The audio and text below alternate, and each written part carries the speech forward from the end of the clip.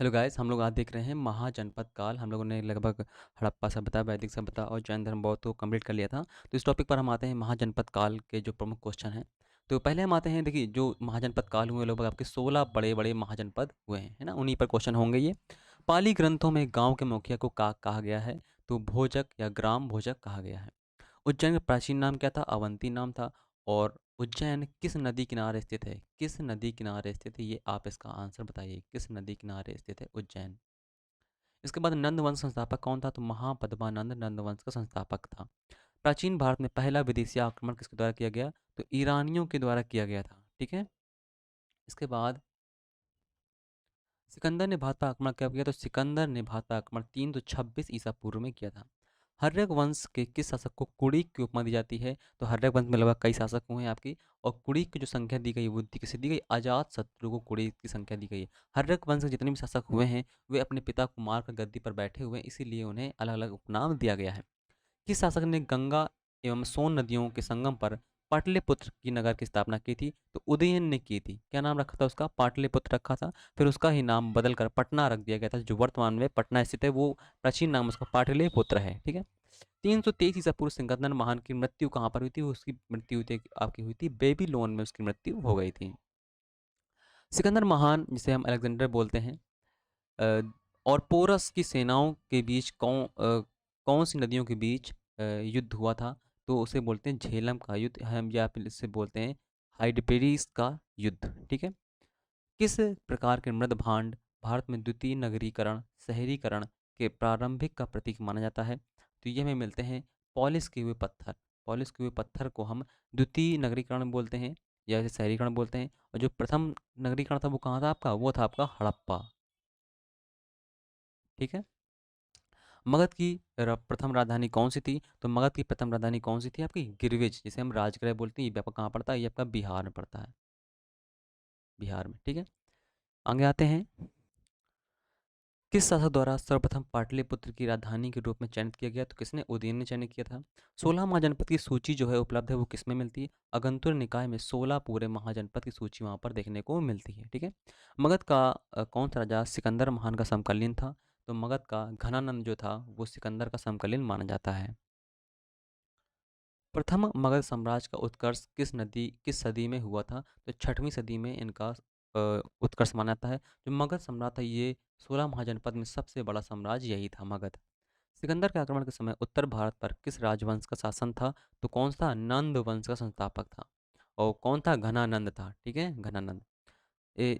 ईसा पूर्व 6वीं सदी में प्रारंभ में भारत का सर्वाधिक शक्तिशाली नगर कौन था? तो मगध ही था, क्योंकि ये सबसे बड़ा था तो सबसे शक्तिशाली भी यही था। नंद वंश का अंतिम शासक कौन हुआ है? तो नंद वंश का अंतिम शासक कौन था? घनानंद था। ठीक है। जो कि सिकंदर का समकालीन था। भारत में सिक्कों का यानी मुद्रा का प्रचलन का प्रारंभ हुआ लगभग 600 ईसा पूर्व में। सिक्कों का प्रचलन भारत में प्रारंभ हो गया था। अभिलेख साक्ष्य से प्रकट होता है कि नंद राजा के आदेश से एक नहर खोदी गई थी। कहाँ पर? कलिंग में। ये क्वेश्चन कम इंपॉर्टेंट है आपका। पहला ईरानी शासक जिसने भारत के कुछ भागों में अपना अधिक अधीन किया तो कौन था? डेरियस था। अगला क्वेश्चन कहता है, मगध के किस प्रारंभिक शासक ने राज्यरोहण के लिए अपने पिता की हत्या की तथा इसी कारणवश अपने पुत्र द्वारा मारा भी गया था? कौन? अजातशत्रु। अजातशत्रु ने अपने पिता की हत्या की थी और पुत्र द्वारा ये खुद मारा गया था। किस शासक ने अवंती को जीतकर मगध का हिस्सा बना लिया? किसने? शिशुनाग ने। कौन सा बौद्ध ग्रंथ 16 महाजनपद का उल्लेख करता है? तो अगंतुर निकाय में। ये बौद्ध ग्रंथ है, ये अगंतुर निकाय। ठीक है। इसमें आपके 16 महाजनपद का उल्लेख मिलता है। एक आपका जैन ग्रंथ भी है, उसका नाम है भगवती सूत्र। क्या नाम है? भगवती सूत्र।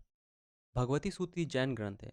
इसमें भी आपका 16 महाजनपद उल्लेख मिलता है, बस नाम में डिफरेंट है। ठीक है, नाम में अंतर मिलता है क्योंकि नाम अलग अलग नाम से दिए गए हैं। इसके बाद हम आते हैं, विश्व का पहला गणतंत्र वैशाली किसके द्वारा स्थापित किया गया था? तो लिच्छवी के द्वारा ये वैशाली गणतंत्र स्थापित किया गया था। प्राचीन श्रावस्ती नगर विन्यास किस आकृति का था? तो जो श्रावस्ती का नगर विन्यास था वो अर्धचंद्राकार था। जो प्राचीन श्रावस्ती नगर था उसका नगर विन्यास किस प्रकार का था? तो अर्धचंद्राकार, मतलब कि कुछ इस प्रकार का, है ना, अर्धचंद्राकार, ये इसे बोलते हैं अर्धचंद्राकार। मगध का सबसे प्राचीन वंश कौन सा था? तो कौन सा था? बृहदत्त वंश। ये मगध का सबसे प्राचीन था। बृहदत्त वंश ये आपका मगध साम्राज्य में बदल जाता है। कली ग्रंथों में गांव के मुखिया को क्या कहा गया है? भोजक। ये इंपॉर्टेंट क्वेश्चन नहीं है। गृहपति का अर्थ क्या होता है? यानी धनी व्यक्ति। ठीक है। देखिए जैन संगीतियाँ आपकी 2 हुई हैं, बौद्ध संगीतियाँ आपकी 4 हुई हैं। ठीक है, तो इनको देख लेते हैं एक बार। तो जो जैन संगीतियाँ हुई हैं ये आपकी 2 हुई हैं। प्रथम जो हुई थी आपकी चंद्रगुप्त मौर्य के समय में हुई थी, और ये पटलिपुत्र में हुई थी। अध्यक्षता किसने की थी? स्थूलभद्र ने की थी। द्वितीय जो हुई थी आपकी 512 ईस्वी पूर्व में हुई थी, आपकी ईस्वी में हुई थी, और वल्लभी में हुई थी। इसकी जो अध्यक्षता की थी देवर्षि क्षमा श्रवण ने की थी। अब देखो प्रथम का स्थान पूछता है कहाँ हुई थी, द्वितीय का स्थान पूछता है कहाँ हुई थी, अध्यक्ष नहीं पूछता है अधिकतर, ना ही समय पूछता है। ठीक है, तो इनके स्थान याद रखिएगा, क्योंकि बौद्ध संगीतें जो आपकी चारों हुई ये चारों इंपॉर्टेंट है, और इसकी हर एक चीज़ इंपॉर्टेंट है। कौन की, किसने की, है ना? तो प्रथम आपकी 483 ईसा पूर्व, द्वितीय आपकी 383 ईसा पूर्व, तृतीय आपकी 251 ईसा पूर्व, और चौथी आपकी जो होती है प्रथम शताब्दी में होती है। प्रथम के जो अध्यक्ष थे वो आपके अजातशत्रु। स्थान कहाँ हुआ था? राजगृह बिहार में हुआ था। अध्यक्षता महाकश्यप ने की थी। द्वितीय में आपके कालाशोक करते हैं, शासक शासनकाल में होती है। वैशाली में होती है, और सर्वकामनी जो होते हैं ये अध्यक्ष बनते हैं। तृतीय में आपके पाटलिपुत्र में होती है। चौथी और इसके जो स्थान था पाटलिपुत्र में होती, अध्यक्ष तो मोगलीपुत्र तिस्य बनते हैं। और जो चौथी होती है कनिष्क कुंडलवन में होती, और इसके अध्यक्ष जो कौन थे? वासुमित्र थे। ठीक है, तो ये चारों बौद्ध संगीतियाँ इंपॉर्टेंट है, और दोनों आपकी जैन संगीतियाँ। ठीक है, देखिए जो पूरे 16 महाजनपद हैं उनकी लिस्ट देख लेते हैं, ताकि इनकी राजधानी ही पूछता है। 16 महाजनपद में लगभग एक की तो राजधानी पूछ ही लेता है, तो ये पूरे इंपॉर्टेंट है। ठीक है, बताते हैं आपको कि यूपी पेट और टेट के और स्टेट पुलिस के सभी बैच जो हैं आपके स्टार्ट हो गए हैं vision academy, ADN vision academy. तो वहाँ से आप अपने बैच जो है ज्वाइन कर सकते हैं। तो टॉपिक पर आते हैं। महाजनपद दिए गए हैं इस तरफ, और आपकी इस तरफ राजधानी दी गई हैं। तो देखते हैं कौन कौन से महाजनपद इंपॉर्टेंट हैं। इंपॉर्टेंट सभी हैं, लेकिन जो कुछ ज़्यादा इंपॉर्टेंट है। मगध की राजधानी क्या थी? राजगीर थी, ये तो पता होना चाहिए आपको। अंग की चंपा थी। काशी जो थी, काशी की वाराणसी थी। वज्र की वैशाली थी। कौशल की श्रावस्ती थी। कुरु की इंद्रप्रस्थ थी। तो जो आपको याद रखना है, मगध की याद रखना है, अंग की याद रखना है, काशी की याद रखना है, और कुरु की याद रखना है। ठीक है, आगे आते हैं। चेदी, चेदी की शक्तिमती थी। मल्ल की कुशीपुर, कुशीनगर। असमक की पोतन। ठीक है, ये असमक जो था सबसे दक्षिणतम स्टेट था, यानी इसके दक्षिण में फिर कोई भी आपका 16वां जनपद में कोई नहीं था, तो इसकी राजधानी आपको याद रखनी है। वत्स की कौशाम्बी, ये याद रखनी है। पांचाल की अहिच्छद्रक, ये याद रखनी है। मत्स्य की विराट नगर, ये याद रखनी है। अवंती की महिष्मती, जहाँ की आपने बाहुबली मूवी देखी होगी, महिष्मती साम्राज्य था, वो आपकी अवंती है। ठीक है, गांधार की तक्षशिला, जो आपका अफगानिस्तान में पड़ता है। सूरसेन की मथुरा, ये याद रखनी है।